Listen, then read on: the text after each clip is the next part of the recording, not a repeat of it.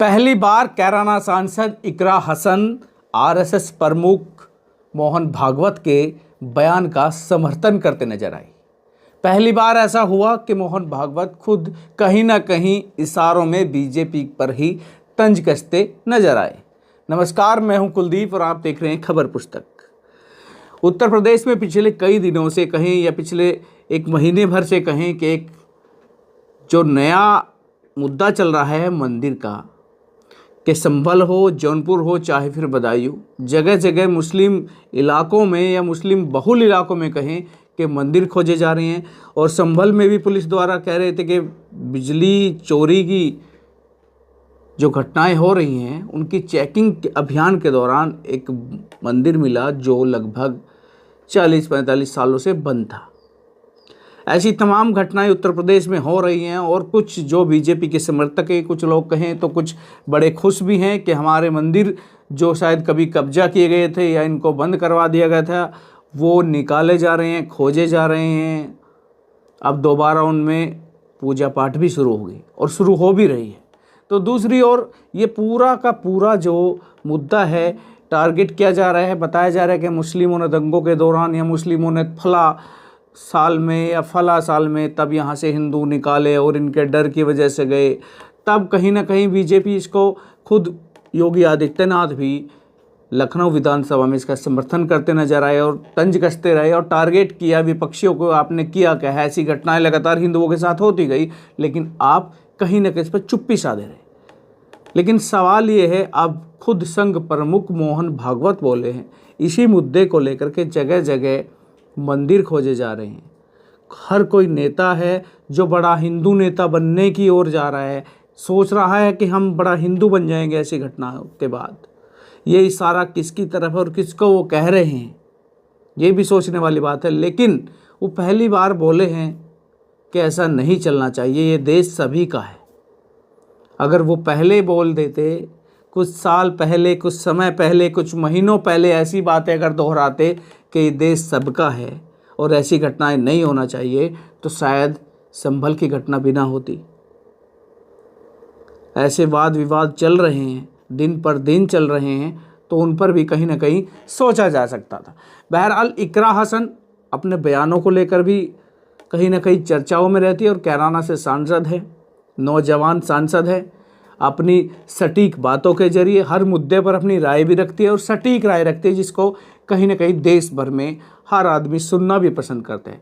उन्होंने, मोहन भागवत ने एक बयान दिया और उसका इकरा हसन ने कहा कि हमें आश्चर्य तो है, उनके मुख से पहली बार ऐसा कोई बयान सुन रहे हैं, लेकिन बहरहाल देर आए दुरुस्त आए, हमें अच्छा लगा और इनका समर्थन भी हम करते हैं।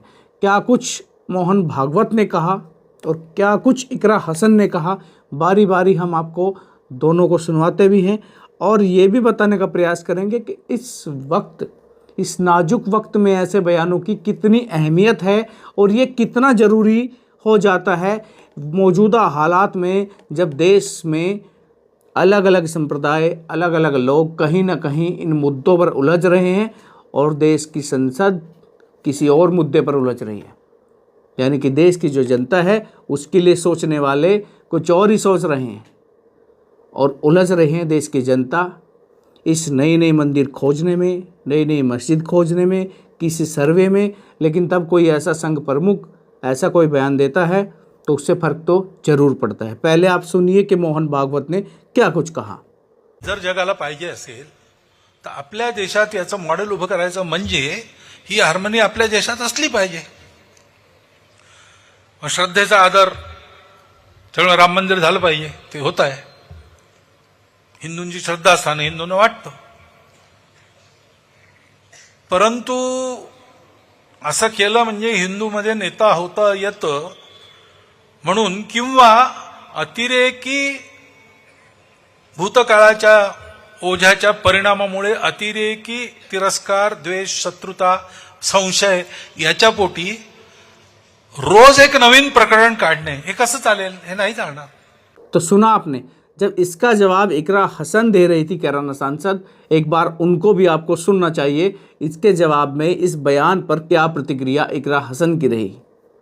वहाँ से ऐसी स्टेटमेंट आई और पहली बार मैं उनकी स्टेटमेंट से इत्तेफाक रखती हूँ। और लेकिन ये भी मैं कहना चाहती हूँ कि ये सब प्रयोग जो हुआ है वो उन्हीं के संग द्वारा ये शुरू हुआ था। लेकिन चलिए, देर आए दुरुस्त आए, और ये वक्त की पुकार है कि हम लोग सब मिलकर अपने देश की प्रगति के लिए, यहाँ के बुनियादी जो मसले हैं उनके लिए काम करें, तभी हम आगे बढ़ पाएंगे। तो उनका ये बयान जो आया है वो भले ही देर से आया है, लेकिन हम इसका भी वेलकम। तो सुना आपने, मोहन भागवत जी ने बयान दिया और उन पर प्रतिक्रिया उस बयान पर इकरा हसन ने दी, सहमति जताई। हालांकि ये जरूर कहा कि यह आश्चर्य है मुझे कि उन्होंने ये बयान दिया, लेकिन जो बयान दिया है उससे हम बहुत इत्तेफाक रखते हैं, सहमत है। लेकिन ये प्रयोग कहीं ना कहीं तंज भी कसा। इकरा हसन ने ये कहा कि ये प्रयोग भी कहीं ना कहीं संघ के द्वारा ही शुरू किया गया था पहले, वरना ये जो रार है ये न छिड़ती इस प्रदेश में। लेकिन सवाल ये है, अगर नेता ऐसे ही, जिस तरीके से मोहन भागवत साफ तौर पे कह रहे हैं कि हमारी छवि विश्व में ऐसी बननी चाहिए कि जहां दोनों समुदाय, दोनों धर्म के लोग, तमाम धर्मों के लोग यहाँ पर बिना किसी भेदभाव के हर तरीके से रह सकते हैं, यही तो हमारी पहचान है। अगर ऐसी घटनाएं घटेगी तो कहीं ना कहीं हमारी पहचान को, हमारे देश की आस्था को ठेस लगेगी कि शायद ये भारत में भी लोग अब छोटे छोटे मुद्दों पर आपस में धार्मिक उन्माद पैदा हो रहे हैं।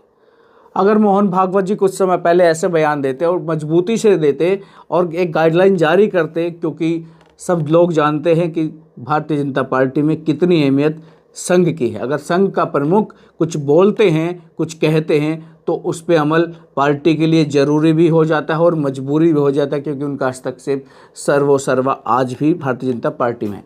लेकिन जो बयान दिया और इशारा किस और किया है ये तो वक्त बताएगा, क्योंकि उन्होंने कहा है कि कुछ नेता बड़ा हिंदू नेता बनने की चाह में ऐसी घटनाएं कर देते हैं जो स्वीकार्य नहीं होगी। अब वो कौन नेता है जो बड़ा नेता बनना चाह रहा है, बड़ा हिंदू नेता बनना चाह रहा है, ये तो उस समय बताएगा और उस समय भविष्य में पता लगेगा। लेकिन जो ये घटनाएं हो रही हैं उस दौरान ऐसा बयान और खुद मोहन भागवत द्वारा ये बड़ा लाजमी भी था, और जैसे बयान दिया है ये ज़रूरी भी है। और उम्मीद भी है कि इसके बाद कहीं ना कहीं जो उत्तर प्रदेश में या देश भर में हो रहा है, खासकर उत्तर प्रदेश की अगर बात करूं, तो मुझे लग रहा है कि इन घटनाओं में थोड़ी कमी ज़रूर होगी। आपको ये खबर कैसी लगी ज़रूर बताइएगा और जुड़े रहिएगा खबर पुस्तक के साथ।